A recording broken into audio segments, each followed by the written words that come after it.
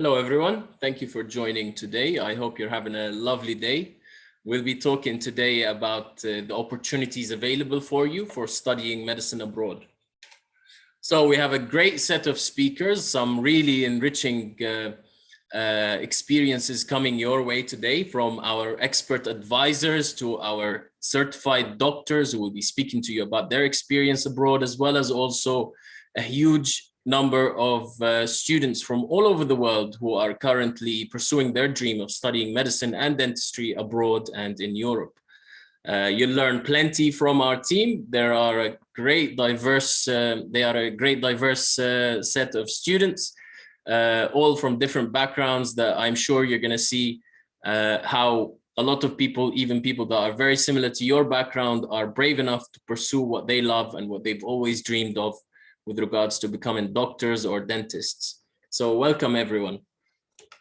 I'll give you a quick outline of what to expect from today's presentation.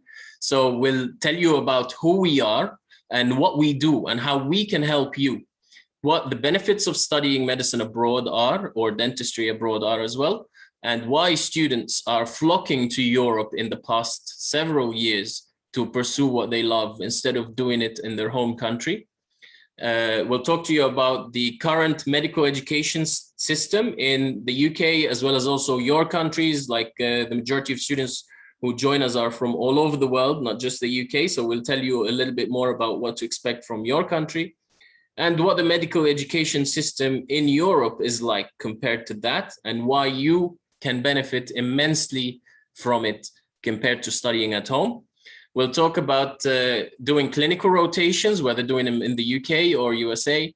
We'll talk about the medical universities and which options are the most suitable for you and which ones you find that would suit your needs best, because what might suit someone else might suit you better. We'll talk about what the admission requirements and entry requirements into universities in Europe are like. And we'll tell you how we can come in and help you with securing a place in Europe, as well as also gain all the right support that you need. We'll tell you about the tuition fees and living costs, because a lot of students have questions about this and they always want to budget very well for it. So we will guide you on doing that. And we'll talk about recognition and accreditation in the country that you study in, as well as also your home country, and then going home to practice as a doctor afterwards. And at the end, you have your chance to ask us all your questions, or even throughout the presentation, and we'll try our best to answer as many as we can. And we'll try and keep under the 2-hour mark. So stay patient with us, and I'm sure you're going to learn plenty today. So let's ask Dr. Sam, who's the founder of Medlink Students, to tell us a little bit more about who Medlink Students are. Hi guys, how are you today? It's nice to see everyone one more time. I know I've not been on the last 2 or 3, I think, but I'm glad that it's gaining. We're having always new speakers and many new people, so it's always good to see and get to know all of you. Yes, my name is Sam. I basically founded Medlink Students a while ago, and the way I founded it, I will go through this very quickly, not to bore the people who already heard this. A few years ago, before wanting to study medicine, I was in the UK, and one of the choices was to come to Europe to study in the English language. Probably one of the biggest worries was I wanted to double check always that it is in English, and I was really worried that I will go out there and then I will have to like study some foreign language and be stuck, and I didn't think I will manage anyway, learning a new language. So after calling several people, and I found it very hard to get with students, in touch with students who were studying in Europe. I went through quite a lot of difficulty while applying, through paperwork, getting information from universities and these things. So I decided to set up Medlink Students as a company that will be basically formulated by medical students who are studying across all of Europe, people who share the same passion, therefore are willing and would go that extra mile to help potential new students who would like to take that step, because it is a brave step to take it, to go to Europe. So it's always nice to have someone to encourage you, to explain to you, to be patient, and to kind of answer all the questions they had, because they have all these answers, because everyone has pretty much the same questions. I'm sure Edmund later and all of you guys had the same questions that everyone is regularly asking you. So in order to get like a competent source and a source that people can have confidence in that they'll get the correct information, I decided to build a network of all of us, like potential future doctors or current medical students studying abroad, to have like one platform as Medlink students where we can all get in touch with each other and help each other achieve the dream of eventually everyone wanting to go abroad to study medicine and to come back home and to work as a doctor and make his or her parents proud, or husband or children or whoever it is. It wasn't very common that I would meet people who want to make their children proud or their husband, but I see recently many people with the graduate program, a lot of married couples are coming abroad to study, and I'm really happy to see that. And one of the things that give me the most pride is that we are almost found on around 50 different medical universities. So that gives a huge variety and a huge um, different opportunities for people to register in February, people to register in November, people to register and go and study as graduate entry, people to start in September. So there's so many different options now for everyone, and so many new avenues where it really has become difficult to not find a path for someone to go and pursue their dream and study medicine. And that was always my aim, is to give people that chance. And then I always believe that once someone is in the first year of medicine, they are integrated within the system, even though it's a tough degree to study. And there's a lot of things that are required which you don't need in other degrees, such as handling pressure and dealing with so many people, um, as well as traveling abroad. Um, that has been like very successful. I think the network we have built has supported people, even people with not such high academic achievements have entered into universities, and after the first year they've been like some of the top students, and I'm proud to say that many are graduating every year. Many graduated last July and are working now in their countries, and we are growing and growing. So it's always good to see you guys. If there are any questions that anyone has today, please drop them in the um, comments, and I will be watching carefully those comments to try to answer myself. Actually, today I've freed up like a couple of hours to answer all the questions that people have.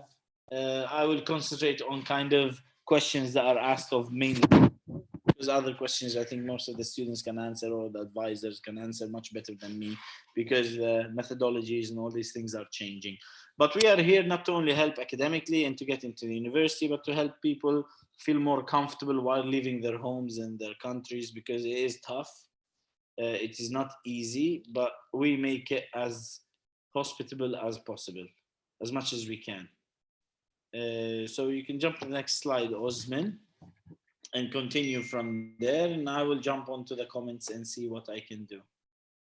All right. Thank you, Dr. Sam. That is a great story that we heard there. It's a really nice idea, and the spirit of Medlink Students has gone through many years, and that's why many of our students here join and give their time with nothing in expectation of without expecting anything in return, simply to give you information to help you make an informed decision on what's best for you. So I'd like to bring in Edmund, our expert advisor here, to tell you a little bit more about why thousands of students every single year are traveling and leaving their home countries to pursue what they love in the countries in Europe. Edmund? Hello, everyone, and thank you for joining us. It's always great to have you join us. It feels like a long time since we had our last webinar. Now, thank you for coming. And we appreciate the fact that you all like to join us and see what opportunities are there for you. There's never been a greater time to apply to go abroad. This year was actually the most number of UCAS applications. We saw a surge in many students applying through us, wanting to look for options, from students with 3 A's in their A levels. And a lot of students weren't given the opportunities, just like Dr. Sam's position. And so a lot of students sought to go abroad. You know, some students we speak to, they have their parents looking for opportunities for them. Now, it's quite daunting thinking about, just packing your bags and going abroad and finding a university that is suitable for you, because we do the research for you. We've looked for all the best English taught programs, and there are many, many benefits of going abroad. And it's not just finding a medical school, but there's a lot of things, factors you have to consider.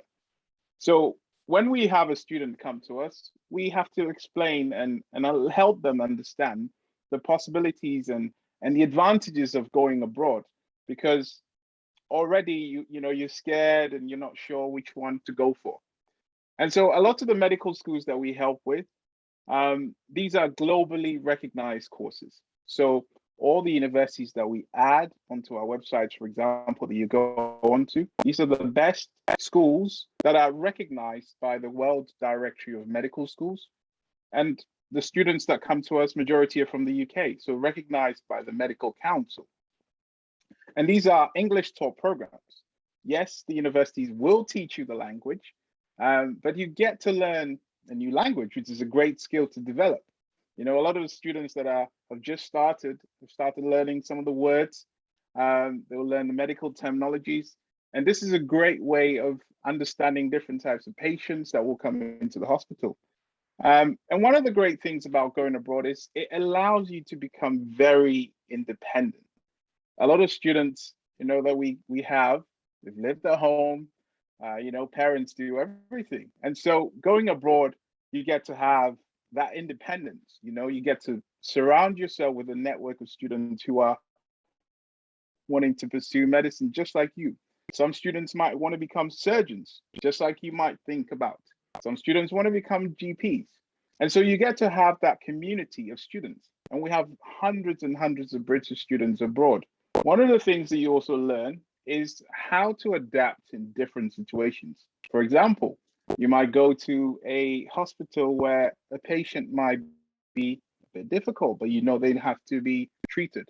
It might be a local patient. So you get the opportunity to try and understand what the patient is saying, try and calm the patient, and learn different ways of communicating and effectively working with the patient. This makes you very, very autonomous when you come back to your home country. And what's great is these universities are quite affordable. The fees abroad are anything from 3,000 euros all the way to 10,000 euros. And the living costs are also very, very low. So something that you might end up paying almost 900 in the UK, you might pay as low as 300 euros. The quality of education there is as good as the Western countries, if not better, because you saw the video of Dr. Sam. Just a representation of the quality of education that leads to them becoming very, very competent. So you'll come back very confident in what you do as a competent doctor or a dentist. And also the competition abroad, whilst it might be there, you get a different style of application. You get the opportunity to either have an entrance test or an interview, which is something that we prepare you for. So it's not just about, finding the university for you and ensuring that you just apply. We make sure we prepare you very well for it.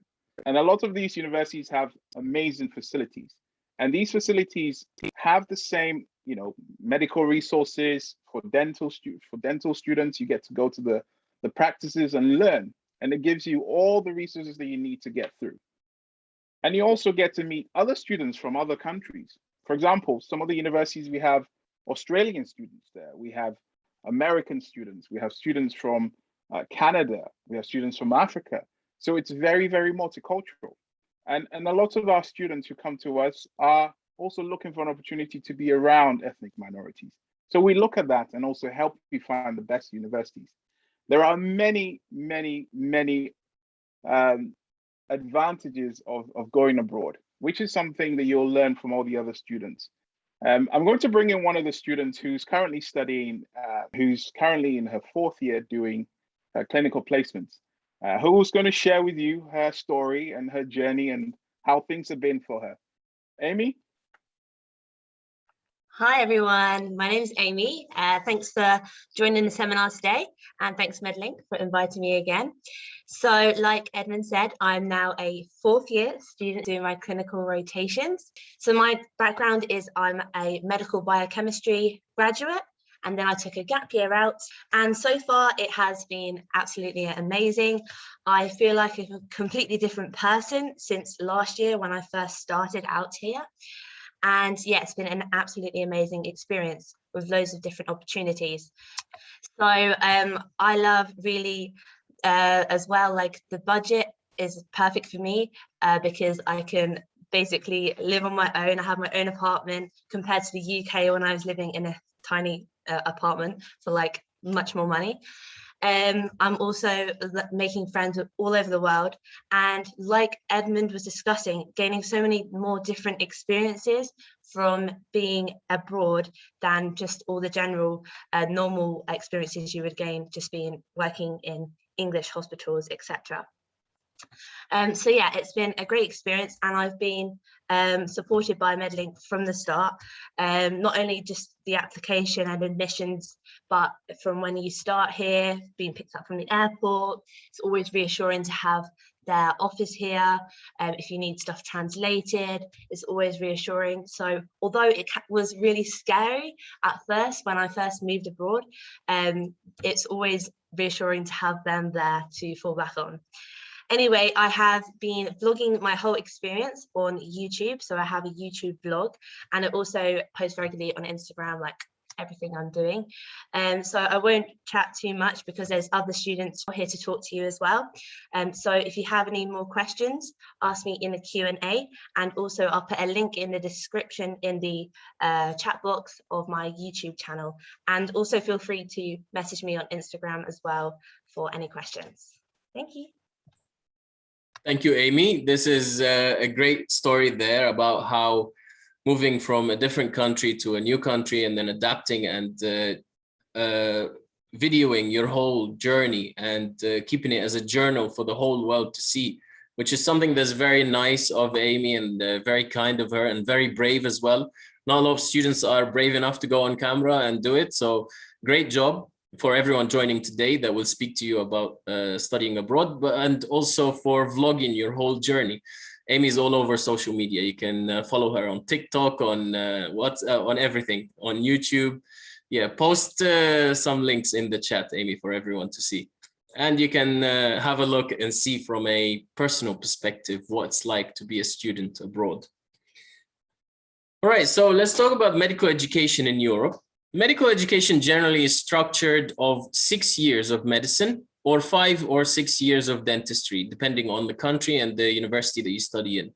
So generally in the first 3 years, you will study theory with a little bit of practicals here and there. And the last 3 years, you will be experiencing hospital rotations or more practical kind of work. So some universities do have various entry requirements. Some will require entry exams, some will not. It depends on your achievements there in your high school. So the dental education in Europe, I'll tell you a little bit an overview because I studied dentistry myself in Bulgaria, and what it's like, it's composed in Europe of 6 years, some places 5 or 6 years. Bulgaria or Romania is 6 years. Poland is 5 years as well. So the thing is with dentistry is that the first 2 or 3 years, you usually study something similar to what medicine students study, and mostly is theory, plus a little bit of practicals here and there with the teeth and working on the anatomy of the teeth. And then after this, you start to see patients or you start to apply your theoretical knowledge in a more practical setting, whether that is on dummies or like you see here, for example, in one of these pictures, or on patients later on. It varies depending on the system. I'll ask Amira to tell you a little bit about her experience as a dental student with the practicals. Amira, would you be able to share your experience there? Sure. Hi, everyone. And thank you for Medlink for inviting me again. In terms of practicals, we have, due to COVID, it's not been easy where we couldn't see patient. However, thanks to Medlink, we were able to get practicals with Phantom Head, where we have Dr. Khalid who gives us a little overview, a little background, and we start doing some practical and practice and, use our skill, try as much as possible to get as many practicals, as many hands-on that we can do. And it's been going so far so great. So hopefully, we can keep learning more, and eventually, as COVID does decrease the situation, we can get to practice on patient. We can sometimes get patient depending on the teacher and the restriction. We had 1 or 2, or we can practice on each other. So that's fun. If you don't like someone, don't hurt them though. But it's just nice to just, we learn anesthesia, we've learned rubber dam, we've learned how to do cavities. It's really, really interesting. I look forward for these practical. Even now we're waiting. We went into a red zone here in Dnipro, but we're waiting to have these practicals and I'm looking forward to it. So yeah, practical is cool. Yeah, perfect, Amira. Despite a lot of the global struggles going on with the COVID and the pandemic, some universities managed to allow some students to do in small groups practicals. So that's a good compromise there. All right, let's go on to graduate entry, which is another way to study medicine in Europe, or dentistry. Usually, if you've studied a bachelor's course, you can enter into the 3rd year of a medicine degree, and you can do the last 4 years of the medicine or dentistry degree. And that's simply because you've studied a lot of similar subjects to what are studied in the first initial years, which are the preclinical subjects. I'll ask someone who's been through this already to tell you a little bit more about it. Christina, as is your first-hand experience doing graduate entry, would you be able to tell us a little bit about how you coped with the intensity of the course, doing a 6-year course in 4 years? Hey guys, thanks for having me back. Yes, my name's Christina and I am a 5th year medical student at the Dnipro Medical Institute. I joined in 3rd year because my previous qualification is a BSc in medical sciences from South Africa. So as Osman said, with graduate entry and ECT credit scores, I was able to have my first 3 years of my uni experience, of my medical journey credited, because my modules were very, very similar. I covered all the preclinical modules in my undergrad. Graduate entry is very daunting for a lot of students because, like Osman said, a 4-year degree, a 6-year degree in 4 years. But with that being said, if you have a degree that equates you for those first 3 years, it's really not that stressful. And Medlink has done a lot to help students catch up with gaps in their knowledge. So for example, we've had on Saturdays, we have extra anatomy classes, as well as lectures from NHS doctors who teach at Birmingham University for the clinical years. So there's lots of supplementation to our learning to make sure that we're coping with the vast amount of knowledge that you need to know as a medical student.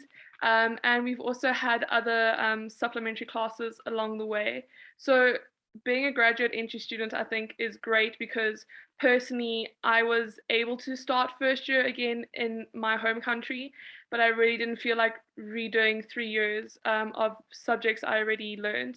So it's a great way to expedite yourself getting your degree, as well as having a cool opportunity to study abroad and meet a whole bunch of other people. So if you have the credits, might as well take the graduate entry route, save yourself some time, save yourself some money.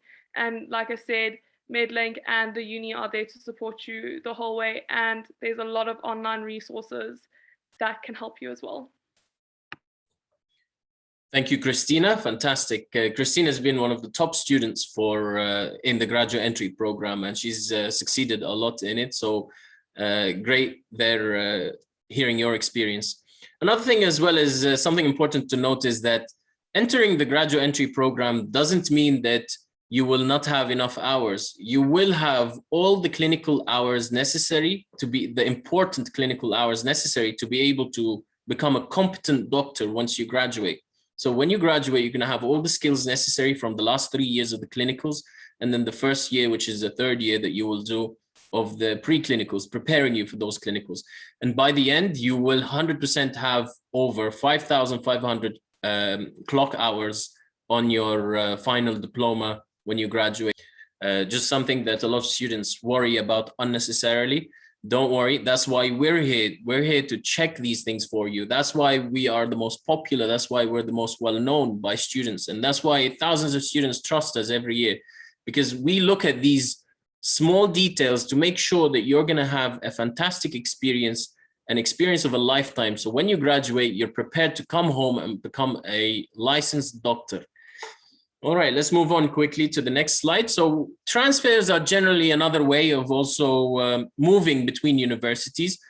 So just like you transfer when you fly to another country, you transfer between 1 or 2 countries. This is something similar.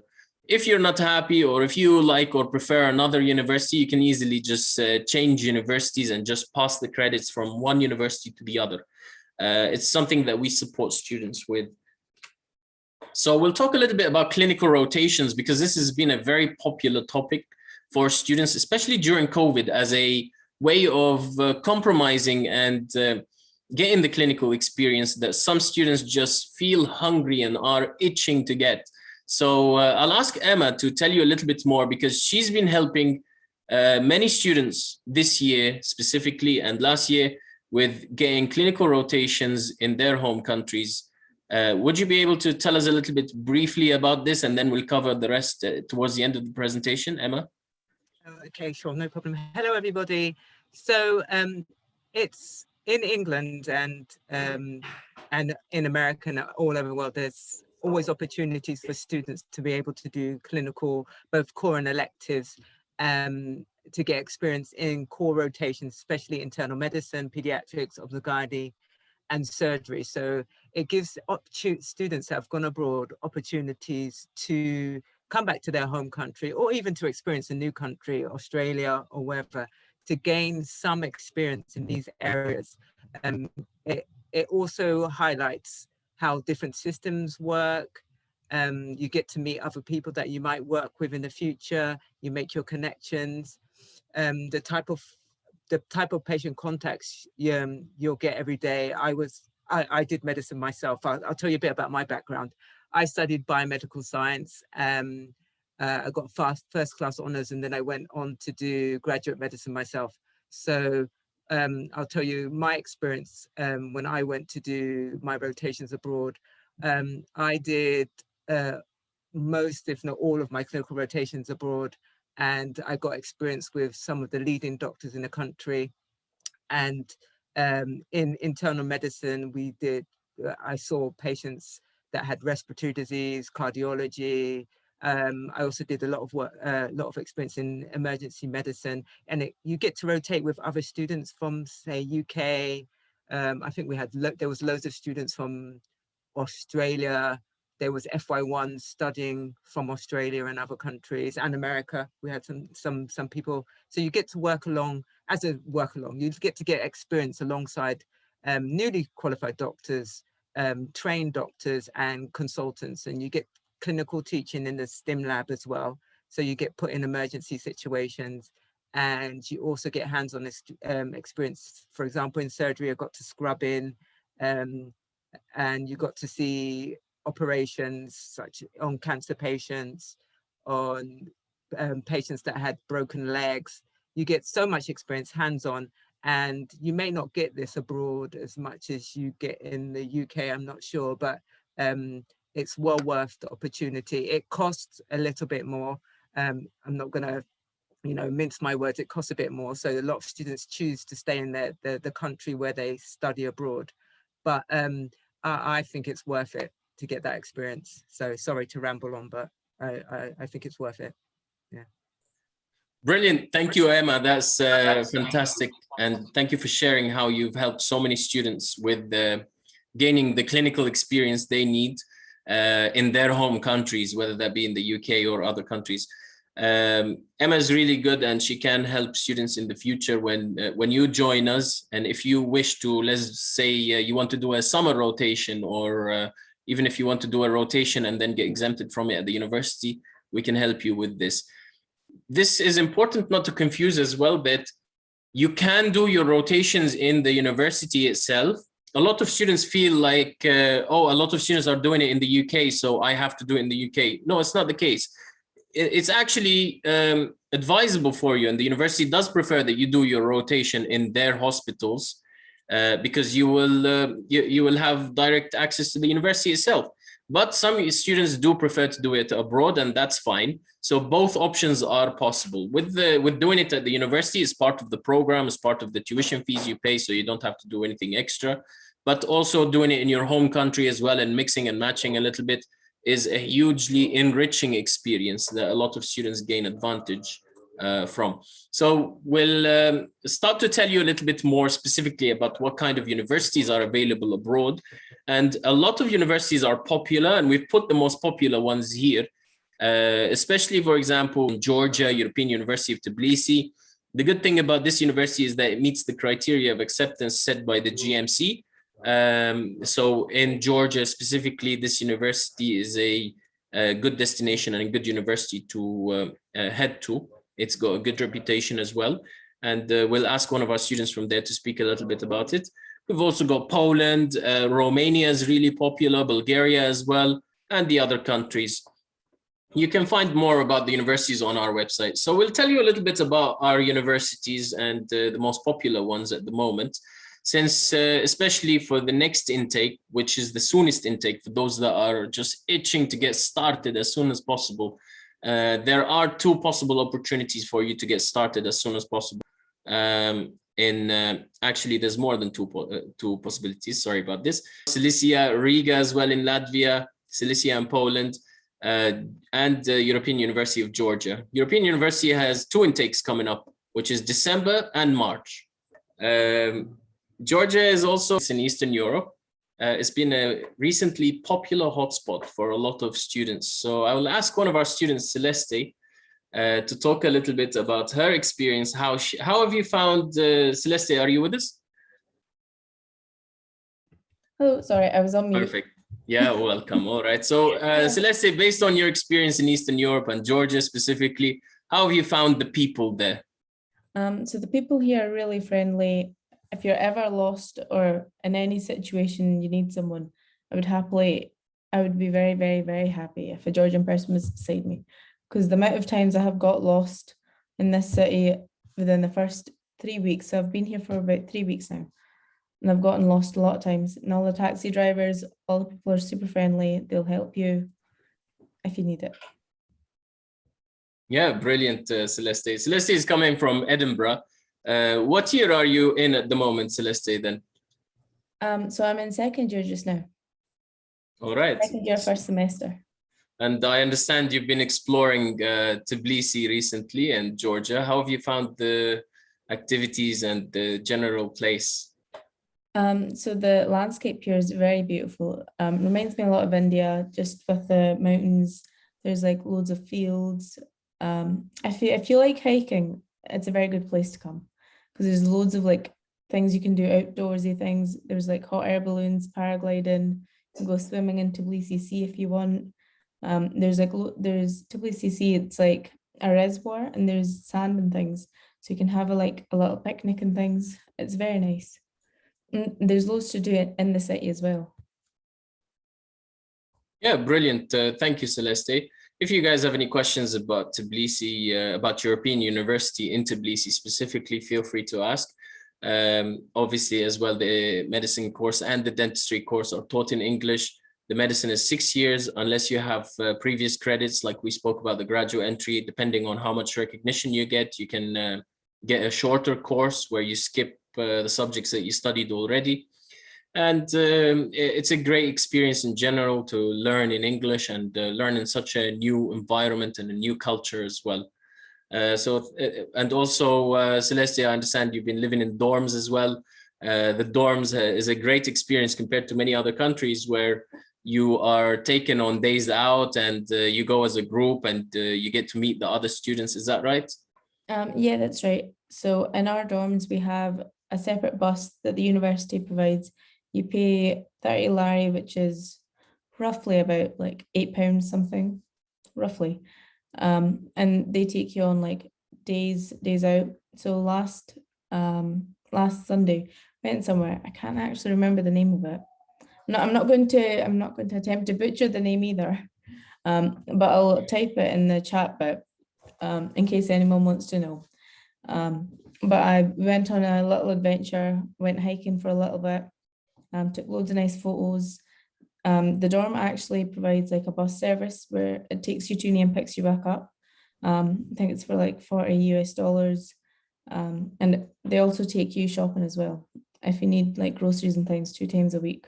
And it's very cheap. It's like two lari per person. So that's less than £1, like 50p-ish. Yeah, this is some VIP treatment, taken shopping every day and taken to the shops. You have your own driver then? Yeah, we do.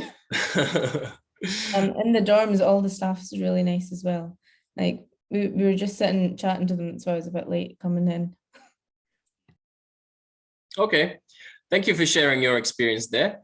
All right, so let's move on to the next destination, which is Romania. All right, so we're going all the way back to Romania now. So we've got Rayan here who will be able to tell you a little bit more about his experience and tell you about how he's found it. Rayan, would you be able to introduce yourself and tell us a little bit more?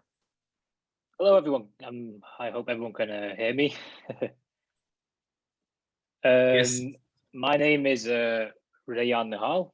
I'm from Manchester, 21 years old. I am a third-year student at Universitatea Titu Mairescu of Bucharest. And I'm just here to tell you all about how it is. So, with the experience, there is so much to say. There is so much to say. I think Romania is one of the greatest countries I've ever been to. I've had such a good time here these past few years. I don't have enough time to tell everyone how nice it's been here. I've done so much. As with regards to why I wanted to come to this country and to study medicine abroad in general, I've always wanted to do medicine from a pretty young age. I'd say I was about 15, 16 when I came to realize medicine may be the career for me. I always enjoyed helping people. I always enjoyed science. I wanted to put those two things together and make a career out of it all. As we all may know, with the UK, it's extremely competitive to get into universities there. So although I did try, it wasn't too successful with that. However, I did find out about Medlink Students. I'd always knew that people do study abroad. I have some friends and family who have done this themselves. But I looked into it all. I did a bit of research, and I came across Medlink Students. And ever since that, nothing's been the same.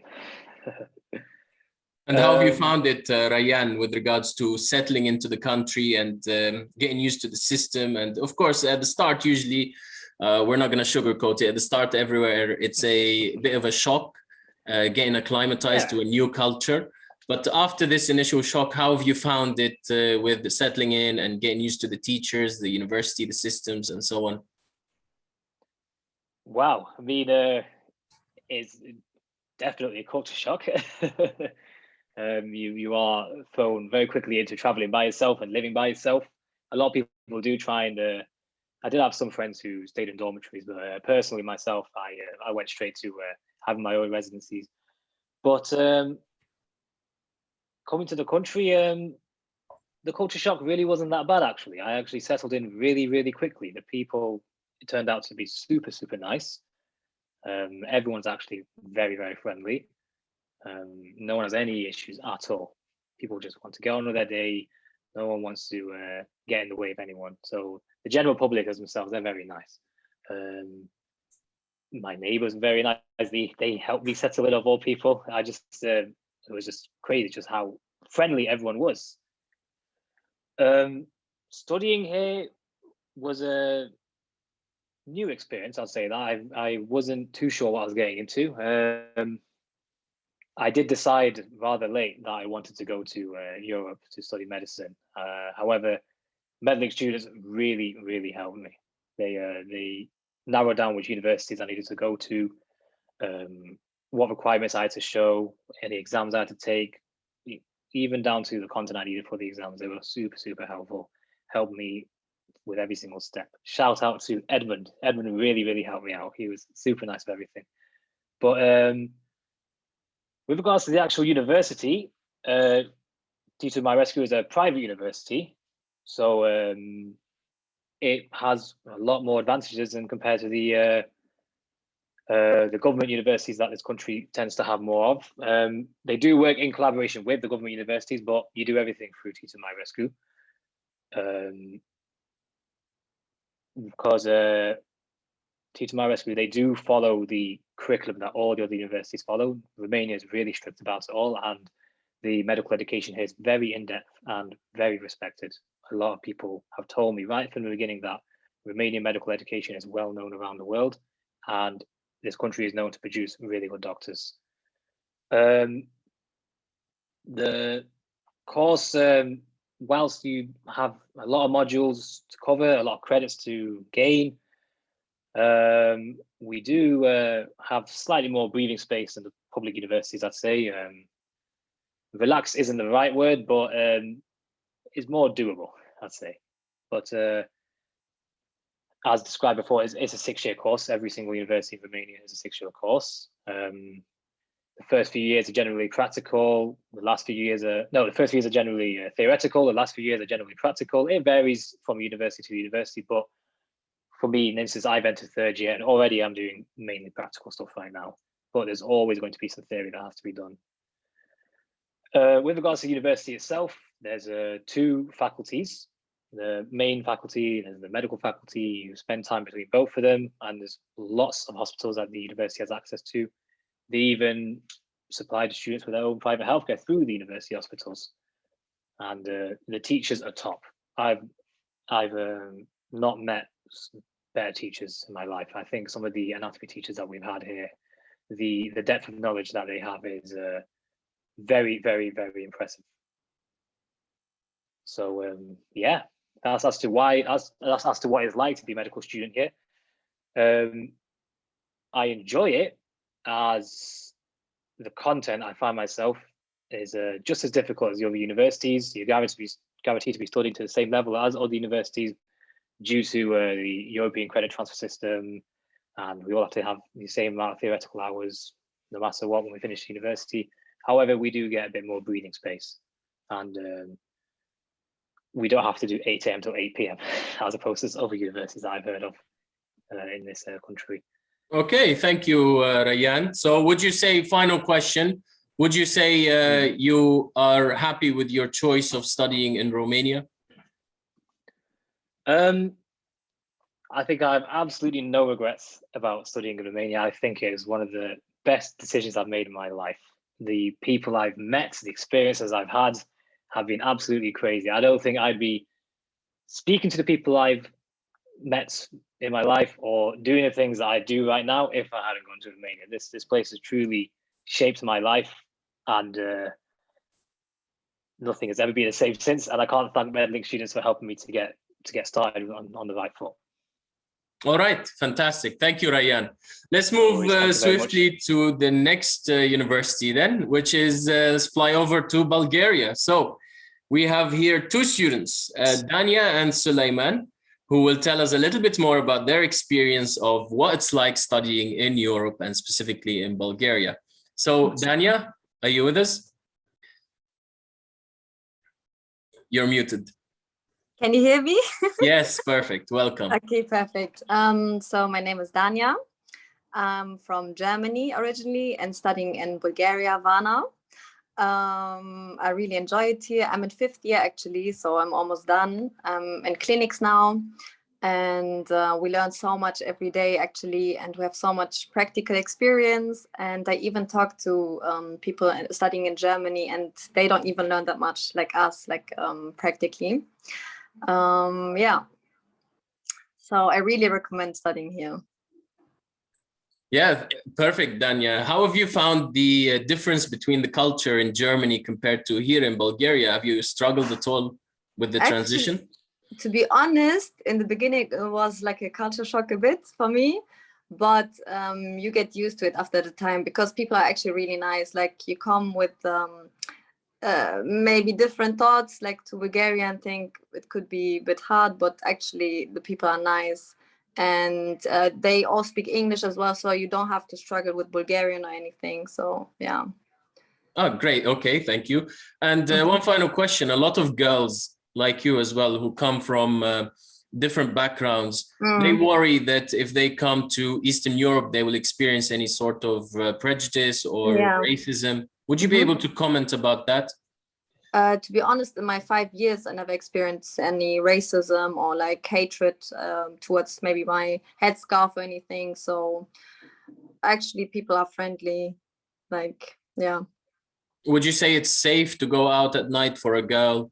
Yeah, it is. Well, it's safe, obviously, like to take a taxi. There's a good brand, also like it's called Triumph Company. It's called Triumph Taxi, and you can always call it when, like at night, they always come at any time. So it's actually safer, like to take a taxi or something. But it's everywhere like this, obviously. Okay. Yeah. Brilliant. All right. If you have any questions at all for any of our students, feel free to write them in the Q&A. Thank you, Dania. That was very insightful. I want to say shout out to my friends, actually my roommate Muna and my friends Ivan and Khan. They're supporting you today. Yeah, they're with me today actually. All right. They wanted to say hello. Okay, nice of you guys all to be watching us. Yes. All right, thank you, Dania. So let's ask Sulaiman as well. How are you getting on, Sulaiman, in Sofia University? Hi, everyone. I hope you're doing well. So I'm a fourth-year dental student at Sofia Medical University. I'm from Windsor in England. I came through Medlink Students. They're a very good agency. I would really recommend them. They handled my case very smoothly. I'd like to speak a little bit about Bulgaria first. So it's the cheapest country in the European Union. It's got a very social and vibrant atmosphere. There's a lot to do here. It's quite scenic, natural landscapes. The other city, second biggest city in Bulgaria, Plovdiv, it's quite a student city, so it's a good atmosphere. It's very well connected, the transport, cheap flights to go anywhere in Europe, even domestically as well. It's been quite an interesting experience for me. The university is good, the professors are good, they're helpful. Some of them are very, very caring and take a lot of interest in you. Like they're willing to meet up outside of uni and get to know you more and give you extra classes if you need any extra help. It's good to have a good support group, good friends who will help you through some of the tough times because there are challenges. Some of the challenges that I faced, or I'm facing now, is first of all, I'm in fourth year now, so I'm going to start clinics, I'm going to start patients. You need to find your patients yourself. So you need to be able to communicate with them, you need to be able to connect with them, and only then can you start to apply your theoretical knowledge that you've learned in your preclinical to your practical. And there's a lot of independence in this uni, as there is in pretty much every university, but this medical degree, there's a lot to do that you have to do yourself. So there's no one like pushing you to do this, to do that, you're on your own. I've got some things to show you that we learn in the first few years or that we do in preclinic. So in the first semester for dentistry here in Sofia, you make, for example, soap teeth. This is to help you learn the anatomy of the teeth and to improve your manual dexterity skills. And then they get you to do wax ups, as you can see there, hopefully. You do crown preps and you do dentures as well, making dentures. So there's a lot of interesting stuff that they make you do in the preclinical aspect of the dentistry classes, and then you'll have 3 years of clinical practice. They're very, very helpful. I would recommend coming here. Thank you, Sulaiman. Yes, brilliant point about learning about the anatomy of the teeth and applying it in a practical setting. All right, so let's go to the next university and fly over to Poland. So we have Shini Edir, who will be telling us a little bit more about her experience and how she's found it. Hi everyone, I hope you can hear and see me. Yes, my name is Sinead. perfect. I'm a first-year medical student in the Medical University of Bialystok. I've been here for 3 weeks now, and I can honestly say I've loved it. I'll start with the beginning of my journey, I guess. I'm from Ireland, and I obviously applied to medical school in Ireland, and I was unsuccessful. So I went on Google and I searched around, and I found Medlink, and they helped me with my application process. They were amazing. All I had to do was just provide my documents. I was in touch with Edmund a lot, and he helped me. And most importantly, they made sure that they found the school which was best geared to me. So yeah, I've been here for 3 weeks now, and I've just been kind of immersing myself in the Polish culture, and I've really enjoyed it. It's quite safe here. And with regards to the university, I'm very happy with the standard of education that I'm getting, and the teachers are so helpful. Their English is great. I get a mixture of online learning and physical classes, so yeah, I'm quite happy.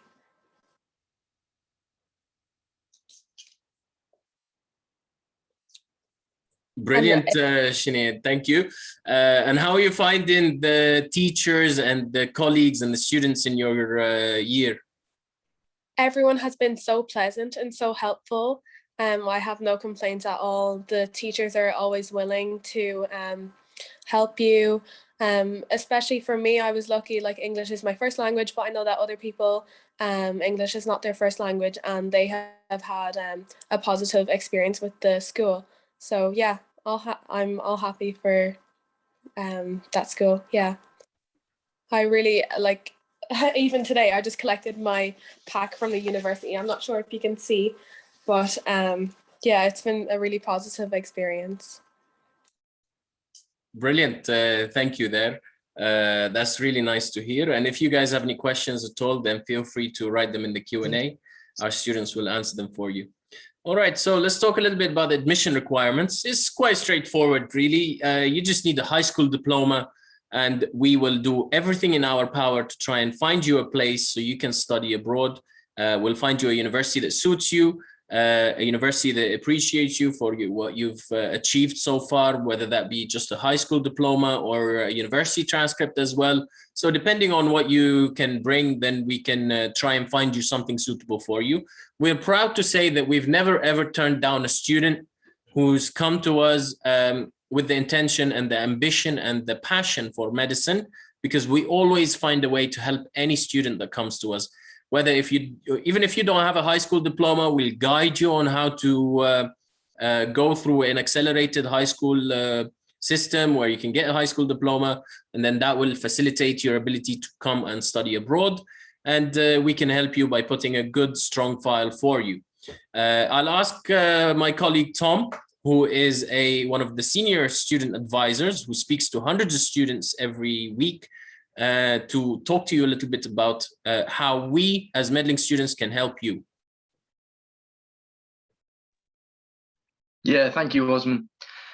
So there's quite a lot of different things that we cover here at Medlink Students.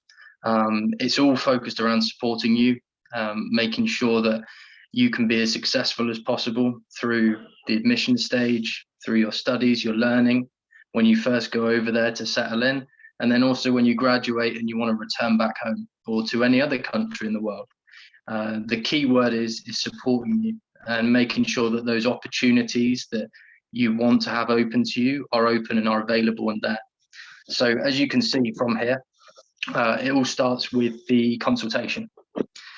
So it's all about finding out as much as we can from you, all about yourself, your preferences, your educational background, your budget for tuition fees, what kind of environment you're looking for. And that's why we do these calls, and that's why we have these conversations, as we have done with every single student that's ever come through ourselves.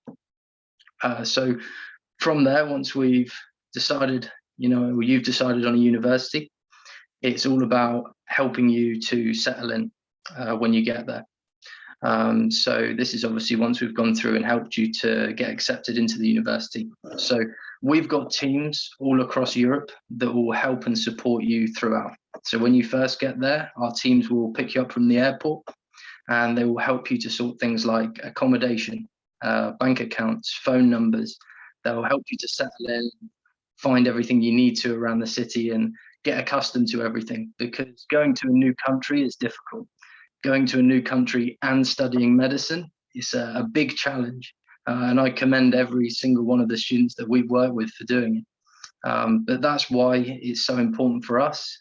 We value having that support so much for every single one of our students, so that we can just do our bit to make sure they're on track and they're comfortable and happy. And that's why we do the support throughout. It's not just for when they first get over there, but it's for every single year. If they ever need anything, we're there for our students. And then, as I said, once they graduate, it's all about helping you to come back and register in your country. So any preparation for registration tests, any paperwork, anything that you get stuck with, we're always available. We've got a team here of doctors and dentists that are ready to help you, that have been through the same scenarios in the past. They've had the same headaches and concerns and everything else. So they're there to help you. And yeah, that's pretty much it in a nutshell. Brilliant, Tom. Thank you for that. That's the reason Medlink, our team started what we do, is because we saw that many students are coming to a completely foreign country, a country they've never set foot in, never spoken the language of, and they needed the support. So you can come and just focus on studies, on education, on making friends and having a good time and having a great, phenomenal experience at your university.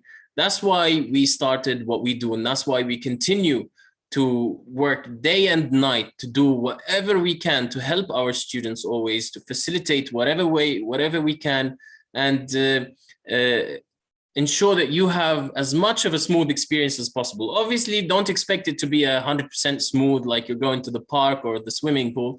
It's going to be a challenge. It's going to be tough, and there will be bumps on the path. But that's why we're there. We'll be with you. Our on-ground support team in each of the universities will help you and assist you and look after you throughout your journey. And coincidentally, Amy has just told me that her mom is visiting her. So we have the privilege of meeting Amy's mom here and gain an insight on her perspective on how she found Amy's transition and how she found the studying abroad experience for Amy. Okay. Hello. So I came over here in January with Amy and helped her. We stayed in a hotel first and helped her find an apartment. Well, she looked them all up, but we sort of looked at pictures of quite a few. Then we went to an office and we just viewed this one, and it was all okay. So we agreed that she would move in, and I helped her move in. Helped to get all her things locally. It was really easy. The stuff's really cheap, actually. The people at the Medlink office helped us a lot with that. They helped us carry the shopping, even like all the bedding and the pans and everything. They came and picked us up from the airport. We didn't have to worry about any transport or anything. We didn't have to worry about anything. Everything was there ready for us, and they're just really nice, really friendly. And now you like Ukraine because you're back again. Yeah, I've come back again for a visit, and to bring her fresh supplies of contact lenses, would you believe, and just some other bits and bobs as well. Yeah, so there you go. Thank you so much for talking and sharing your experience there. That's really brave of you to just come all of a sudden like this spontaneously, and I think it will be a huge insight and an inspiration for the parents that are watching at the moment behind their screens tonight, sipping on their tea or their biscuits, and hopefully having fun with us, because we're definitely having fun and enjoying this experience of sharing our insight with you, and hopefully inspiring you and your children to come and pursue what they love in Europe. It's not all just seriousness and just studies and non-stop studying. We also have fun and have a great, it's a great journey altogether. So thank you again.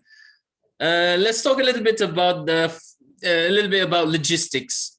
Now, the tuition fees are very straightforward. You can always see them on our website. They're listed very transparently. There's nothing difficult there. You can see here. tuition fees kind of align with living costs. So if a country is really affordable with the tuition fees, then the living costs also will be quite low, and the higher the tuition fee is generally correlated.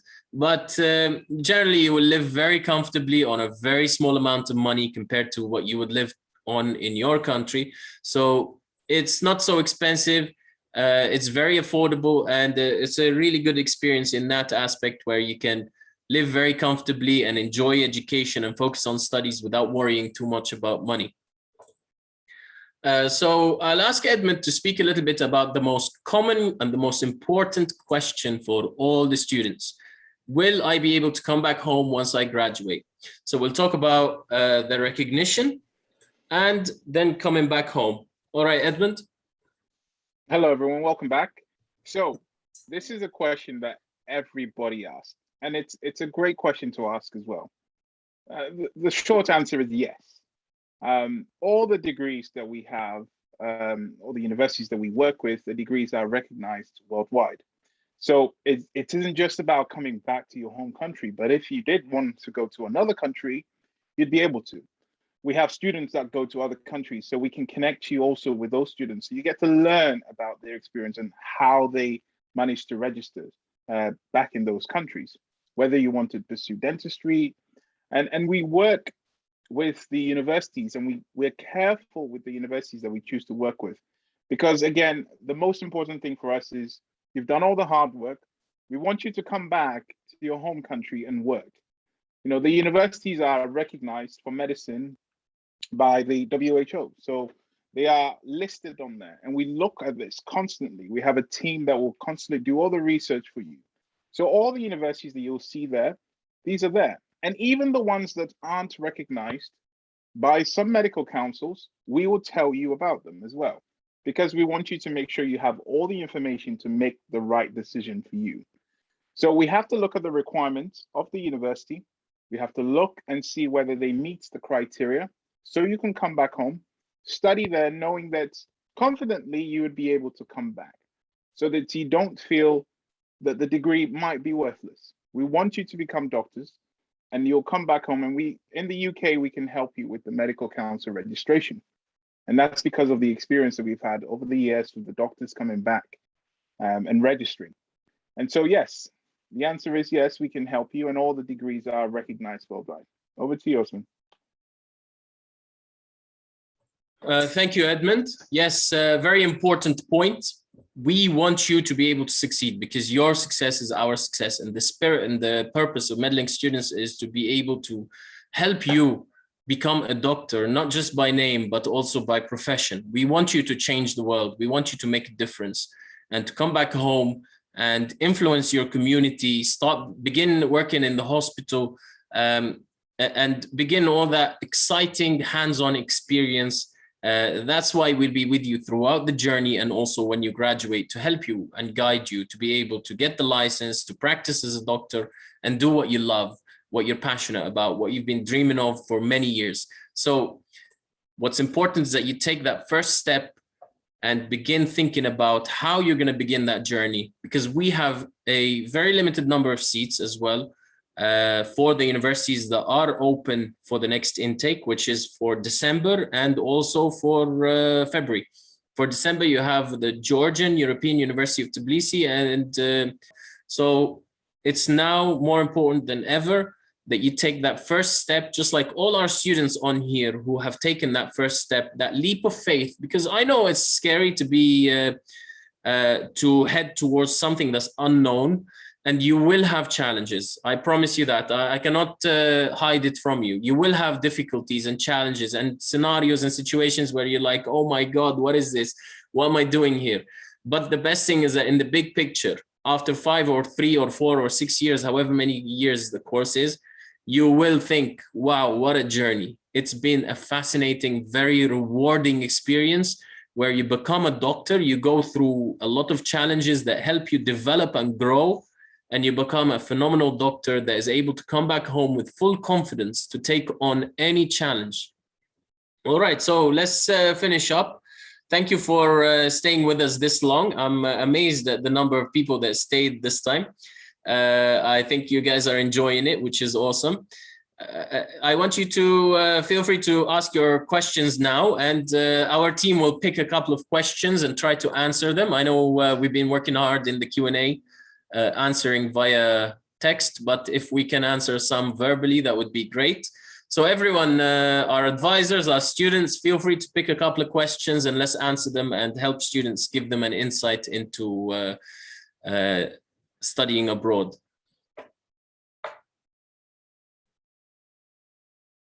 So we have a question about the croc. Amira, would you be able to step in? Yeah, sure. So a lot of questions regarding croc. So we have croc 1 and croc 2. Croc 1 is a preclinical state exam that will test you on your first 3 years of university, whether it's dentistry or medicine. So it's not as hard as you think if you study. It's all good. We have Medlink provides us with classes twice a week, actually. And we also have extra classes, anatomy classes on Saturdays. So the resources and the help are all here to help you. And for Croc 2, it's your clinical. So if you're doing medicine, it's whatever you've learned for the last 4 years. If it's dentistry, it's the last 2 years. So they're quite good. They're not that bad once you get hold of it. I've enjoyed them, to be honest. I'm a funny one. I'm a strange one. I've enjoyed my Croc lesson that I've even taught Croc last year, and I guess the others will say that they've passed now. They will say, everyone will say, yeah, Croc was actually not bad. So yeah, that's about Croc. If you have more questions, just ask me in the Q&A. Amy, there's a question for you. What did you struggle with the most when you went abroad, and how did you overcome it? When I first moved here, I mean, there's a variety of challenges you face when you first come here. I realized about the language barrier. That was a huge thing. And also, I guess, yeah, just a huge culture shock for one. Things work a lot more differently here, from your money, budgeting, to the way people are. So make sure you learn a bit of whatever whatever language they speak. Learn a bit of Russian. They mainly speak Russian in Dnipro, so learn that.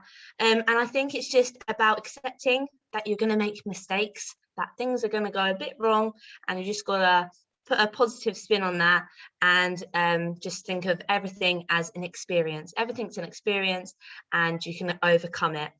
Be confident, fake it till you make it, and I'd say in my first few weeks here, I didn't socialize too much, but as soon as I put myself out there and started going out, meeting new students, making friends, I felt much more comfortable and settled in.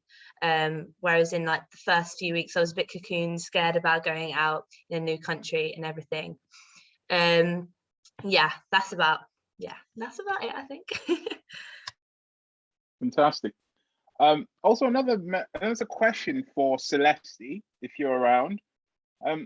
A lot of our students that we deal with, a lot of them are ethnic minorities. Majority of them are. So going abroad is very daunting, you know, trying to find the right university, first of all, and then also trying to go to environments where you feel comfortable in. You know, our students, some of them have religious backgrounds. So for them, it's to be able to continue that whilst they're there. How have you found this in Georgia? Do you think it's a safe country? Do you think it's multicultural for students to be able to study there? And this is a question that any of you guys can answer, by the way, if Celeste is not here.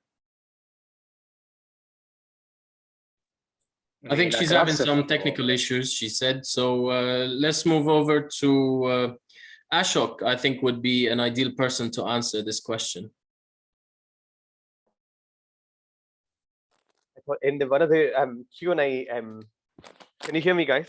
Yes, we hear you. Did you hear the question, or shall we ask it again? I did hear the question. It's about the ethnic minority. I think they're talking about the ethnicity and then the adjustment within the culture. When you travel abroad, you will face cultural challenges anyway. So it's not like being in a familiar place. I think the local are quite friendly. Once you get used to the system, it'll take a few weeks for you to get used to the system. If you look at racism, if you look at things, it's everywhere, all over the world. I don't think there's an undue worry.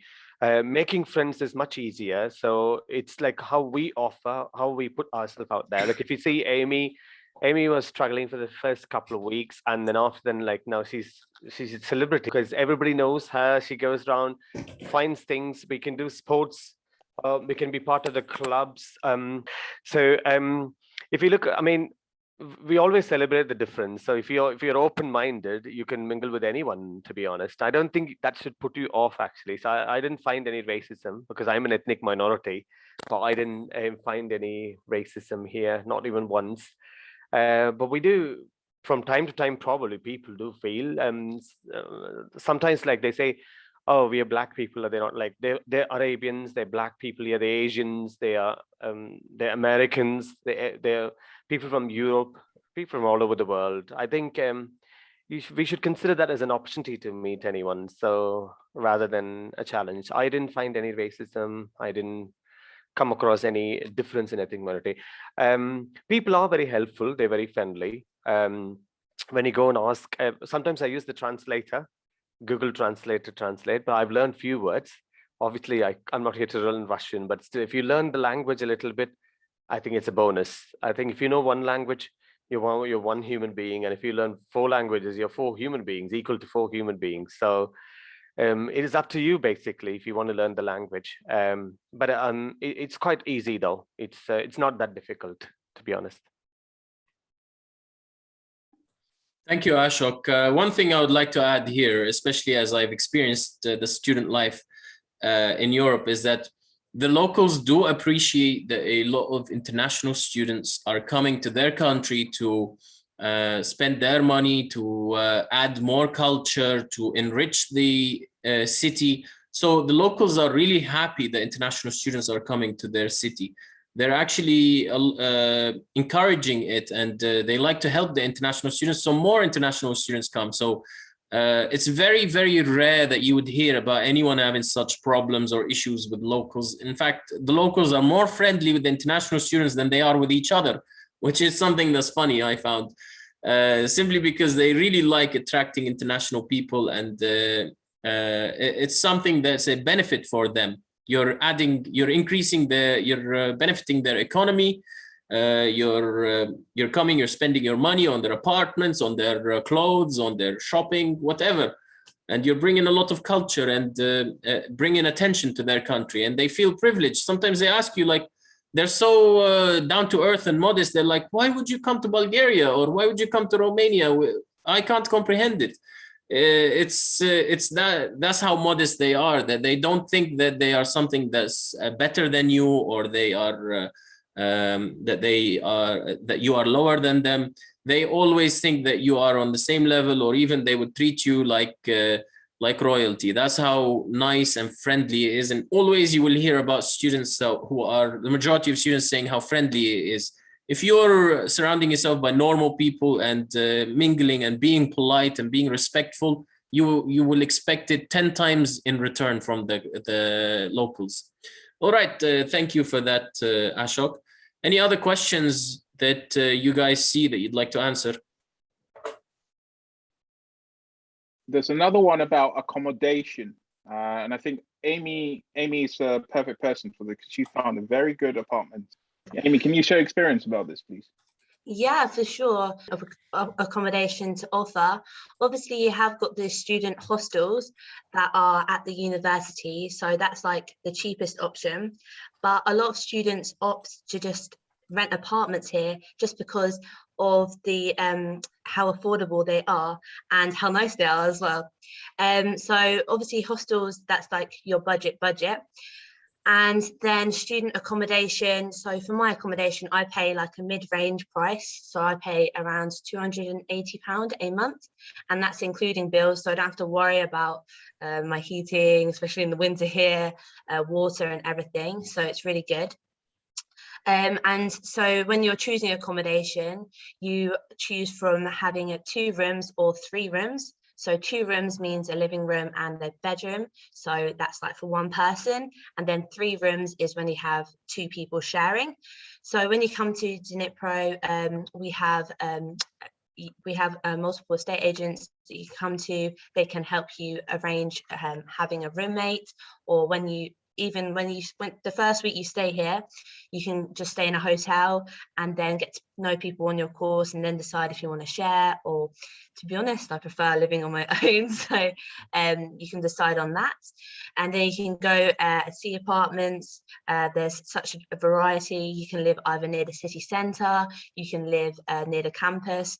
But to be honest, wherever you live, as long as you're near like transport or anything, you have access to everything. So even though I live away from the city centre, I've just got a tram stop literally right outside. So everything is on my doorstep, literally anyway. It's a big city, but at the same time, very small city.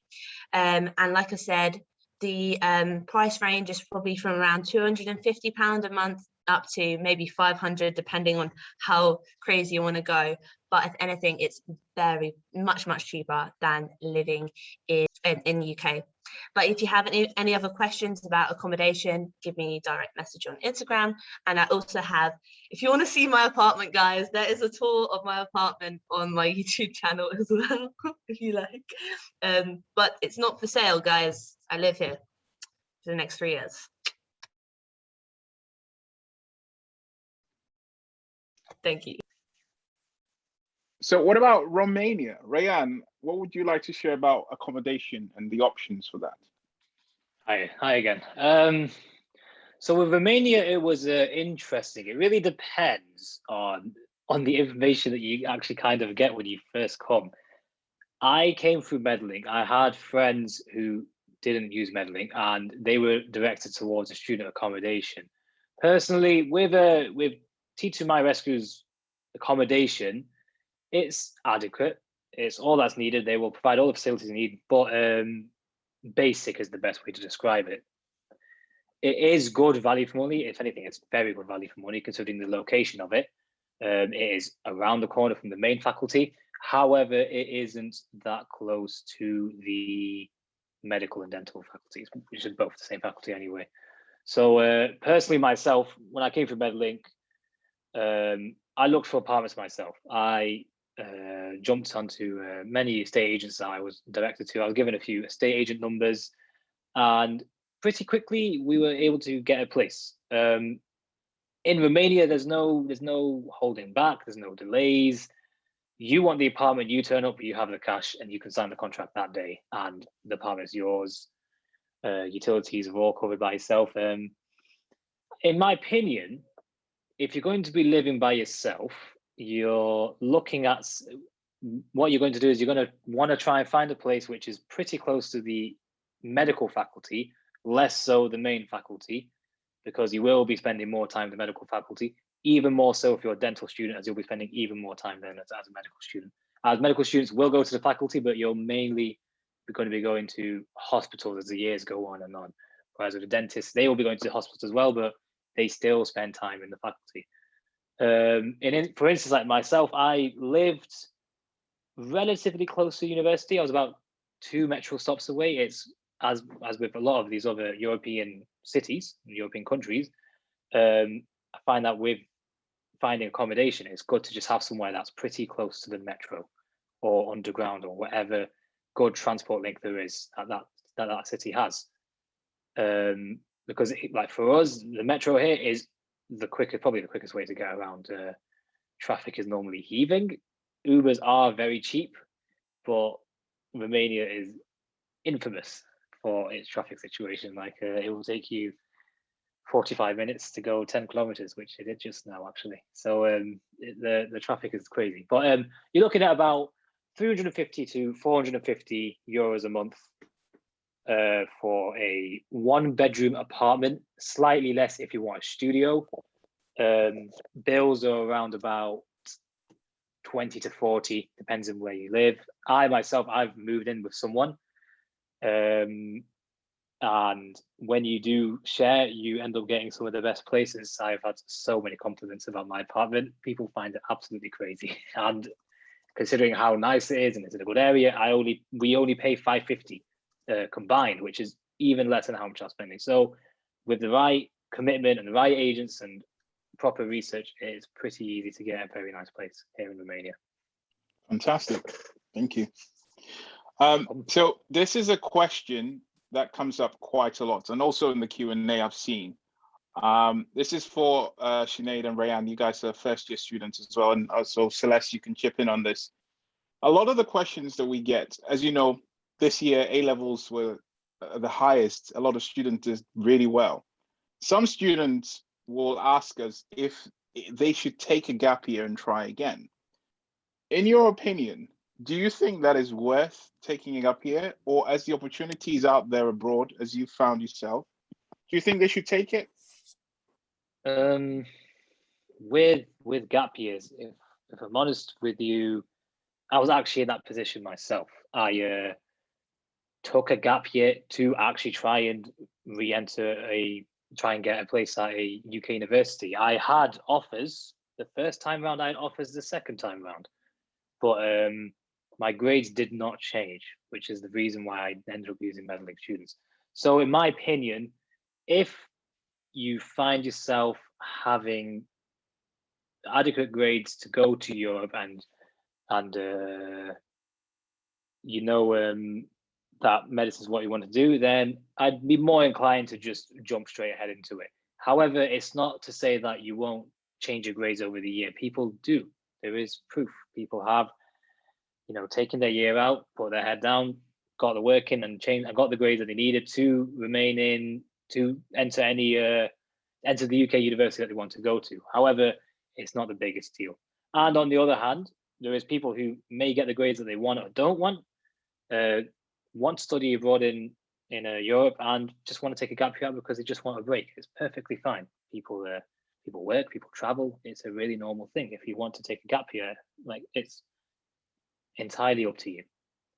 And I don't think it has too much of an impact on wanting to go to study in Europe, in my opinion. Fantastic. I might come in there if Edmund doesn't mind. Yes, of course. Go ahead. Yes. So I considered doing a gap year after my leaving cert this year, even though I was quite close to securing a place in Ireland. And I'm so happy that I didn't take a gap year because of, number one, the grade fluctuation. Even if I got higher grades next year, I was not guaranteed a place. And going to study abroad, I was definitely guaranteed a place. So that really put me at ease.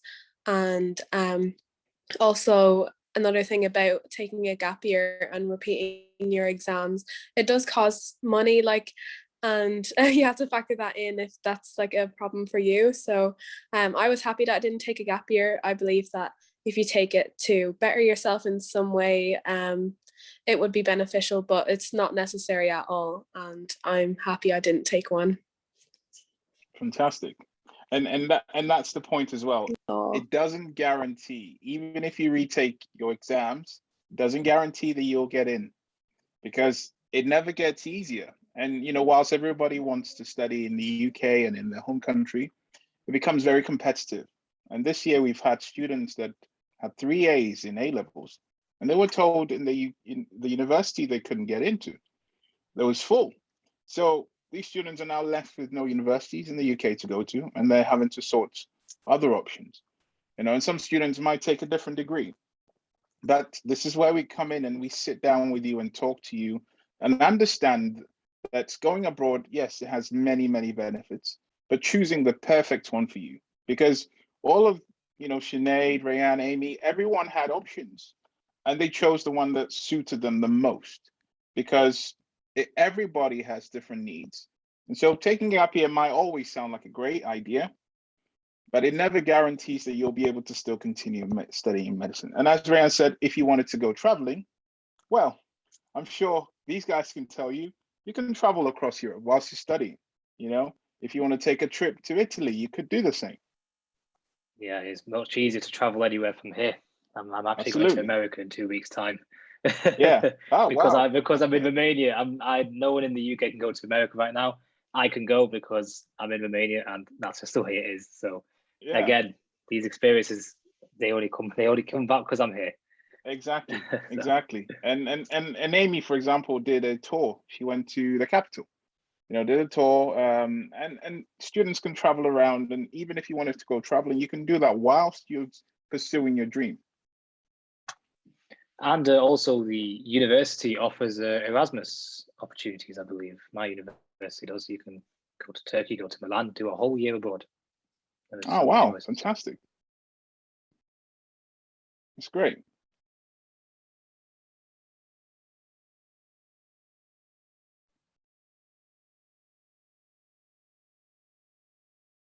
Osman, back to you. All right, thank you, Edmund. One thing I want to add about the gap years is that a lot of students think, oh, you know what, I will try again next year, or I will see what I can do next year. Maybe I'll try to get in at home.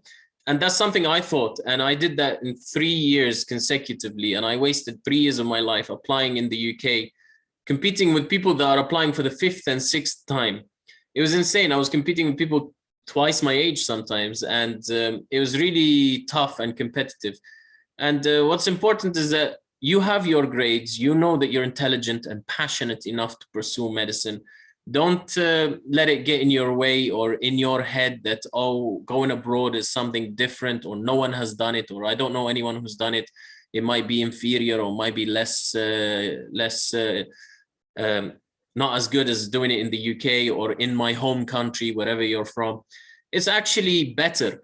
And it shows that you're brave. It shows you're passionate. You're willing to cross oceans just to pursue what you love and to give back to the community and give back to the world by studying 6 years of your life, 6 years of hard work, to then become a doctor and come back home. And you will be greeted with cheers and claps. I promise you that, because your family will be so proud of you that you went the extra mile. You went and did something that not many students who are brave enough, or not many people are brave enough to do. A lot of students, what they do is they give up. They go pursue biomedical science or something that is not what they wanted initially, or nursing or pharmacy. And that's nothing is bad about this. But what they find out is that after they've done this is that they are still hungry and they're still passionate and they still don't feel fulfilled enough. And that's why they go and do the graduate entry route, because it cuts down the years. But the best thing that you can do is start now. Well, it's like the phrase, when's the best time to plant a tree? 40 years ago. When's the second time? Now. Now is better than ever. You have the tools, you have it's facilitated for you. You have us. We're a team of doctors, medical students who've gone through this, and professionals like Edmund and Tom here, who will help you and look after you and support you throughout your journey. That's why thousands of students every single year are trusting us. And all we ask from you is to just put that leap of faith and go forward and leave the rest for us. And we will organize everything for you. And we promise you that it will be in the big picture. In the end, it will be an amazing experience, an amazing achievement that you will be proud of. We will be proud of you for doing it. And your parents will be so proud of you for seeing you become an amazing doctor who's gone through a much tougher experience than what other students will do, to become a really independent and a developed doctor who's full of confidence, full of independence, because you've gone through that tough period. You haven't been coddled at home, or traveling 2 hours from home and then coming home on the weekend, or getting your mom to wash your clothes. You're figuring out how to do it all alone. And that's what the best qualities are in a great doctor, that they are independent. They're able to be proactive and figure things out just on the fly like this. And this is something that will come to you naturally after 1 or 2 years after being abroad on your own. I really hope that we've inspired you or given you that, even a scratch on the surface of giving you that kind of information that will help you to decide if going abroad is suitable for you, because thousands of students have done it. So why can't you? You're intelligent enough, you're capable enough, and you've taken the first step by watching this webinar and staying until the end. So we believe in you. Now the question is, do you believe in yourself to go forward and begin that journey of studying abroad. All right, thank you everyone for joining today. I'm sorry if we couldn't answer your question. Do message us or contact us on our website, medlinkstudents.com, and we'll try to answer all your questions for you. Here are our contact details. We're all over the world, so whatever you need from us, whenever you need anything from us, you can contact us, and we'll be here ready to support you and help you get started on your journey of becoming a doctor or a dentist.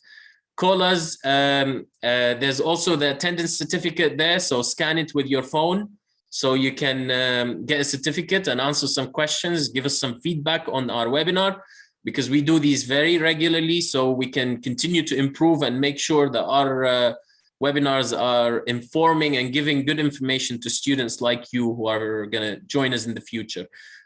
Also, thank you to our students and doctors who joined us today. Thank you for your time. It's amazing of you, and it's such a kind thing of you to just come and give 2 hours of your time with nothing, without expecting anything in return. You guys are going to become phenomenal doctors and give so much to the world. And I'm sure you've inspired so many students today to start to research and look at options and to take that first step forward of signing up, choosing a university, and moving forward. I really hope you enjoyed this experience. We all enjoyed it, and we look forward to seeing you join us here in Europe. Hopefully you become one of our colleagues in a couple of months or in a year or 2 years, whenever you're ready. But there's no better time than now. So act now, decide what you want to do now, and begin your journey now. Take care and have a lovely evening. Take care. Bye, everyone.